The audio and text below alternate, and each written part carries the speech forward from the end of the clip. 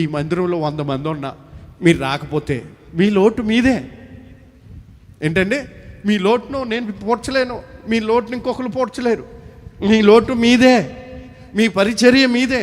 మీ ద్వారా సంఘం సంపూర్ణం అవ్వాలి. ఎలా అవ్వాలంటే ఒక మాట చెప్తున్నాను. 99 గొర్రెలు ఉన్నాయి దొడ్లో, 99 గొర్రెలు ఉన్నాయి అడవిలో. కాపరి సంతోషించాలా? ఆ 99ని విడిచిపెట్టి తప్పిపోయిన దానికి ఎందుకు పరిగెత్తాలి? ఎందుకు ప్రయాసపడాలి? ఆ 99లో ఒకటి తప్పిపోయింది కదా, ఆ ఒక్క గొర్రె వస్తేనే ఇది సంపూర్ణం అవుతుంది. అర్థమవుతుందా? నేను లేకపోతే వాళ్ళు ఉన్నారు కదా, నేను చేయకపోతే వాళ్ళు ఉన్నారు కదా, నేను పాడకపోతే వాళ్ళు ఉన్నారు కదా, వాళ్ళు గొడవ పక్కనట్టు నీ గొడవ చూసుకో. నీ గొడవ ఏంటంటే నీ లోటు అలాగే ఉంటుంది. నువ్వు వస్తే మందిరానికి ఆ లోటు పోడ్చబడుతుంది. నువ్వు ప్రార్థన చేస్తే, ఎంతమంది ప్రార్థన చేసినా నువ్వు ప్రార్థన చేస్తే ఆ లోటు పోడ్చబడుతుంది. ఎంతమంది ఇక్కడ సింగర్స్ చాలా చక్కగా పాటలు పాడిన, మళ్ళీ సీరియస్గా వెళ్తుంది వాయిస్, చాలా చక్కగా స్వీట్గా ఇలాగే మాట్లాడాలి అండ్ స్వీట్గా పాట పాడినా నువ్వు పాట పాడకపోతే నీ లోటు అలాగే ఉంటుంది. ఇక్కడ ఎంతమంది ప్రార్థనా పరులు ఉన్నా వాళ్ళు చేశారని నువ్వు నోరు మూసుకుంటే కుదరదో. నువ్వు ప్రార్థన చేస్తేనే లోటు పుడుతుంది.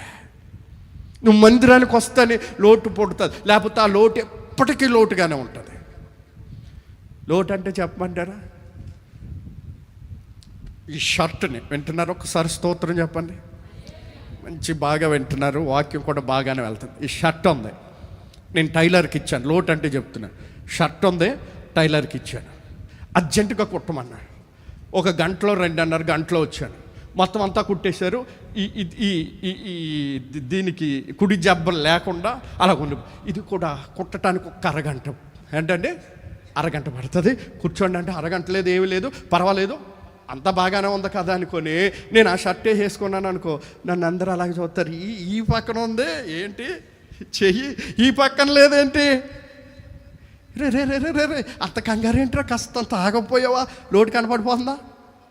ఏమంటే లోటు కనపడిపోతుందా ఏంటి? ఈ చేతికి ఏం లేదో, ఈ చెయ్యి లేదో, అందరు దాన్నే చూస్తారు.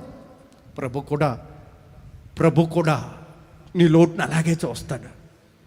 అయ్యో నా కుమార్తె, సంఘంలో ఒక భాగం మీరు, సంఘంలో ఒక శరీరం మీరు, సంఘంలో మీకు ఒక అవయవాలు, ఒక అవయవం లేకపోతే, ఒక చెయ్యి రాకపోతే దాని లోటు అలాగే ఉంటుందండి. ఒక కాలు లేకపోతే దాని లోటు అలాగే ఉంటుంది. ఆ లోటును పోడ్చడానికే దేవుడు మిమ్మల్ని ఎక్కడికి తీసుకొచ్చాడు. మీరు చాలాసార్లు మందిరం మానేశారు, చాలాసార్లు రాకూడదు అనుకున్నారు, కానీ అలాగ అనుకుని వస్తున్నారు అంటే దేవుని ప్రణాళిక ఇక్కడ మీ పక్షాన ఉంది. దేవుని చిత్తం మీరు రావటం. ఏంటండి? దేవుని చిత్తం మీరు రావటం. మీరు ఎంత హృదయంలో కోపపడుకున్నా మనసులో గద్దెం పట్టదు, అయ్యా నేను మందిరం మానేశాను అంటే అర్థం ఏంటో తెలుసా? నేను మందిరానికి రావట్లేదంటే అర్థం ఏంటంటే వచ్చేదాకా నీ ప్రాణం ఎలా ఉంటుందో తెలుసా? నీ కొట్టుమిట్లాడుతూ ఉంటుంది. ఎలా ఉంటుందో చెప్పమంటారా?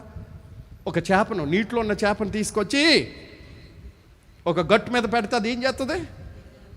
గిల్ల గిల్ల గిల్ల గిల్ల కొట్టుకుంటుంది, డ్యాన్స్ వేస్తుంది, బ్రేక్ డ్యాన్స్ వేస్తుంది. మందిరం మానేసినప్పుడల్లా మీ ప్రాణం అలాగే కొట్టుకుంటూ ఉంటుంది, అలాగే కొట్టుకుంటా. అర్థం ఏంటో తెలుసా? దాని భావం ఏంటో తెలుసా? మీరు ఇక్కడ నాటబడ్డారా? ఆమేన్. మీరు ఎక్కడ నాటబడ్డారు?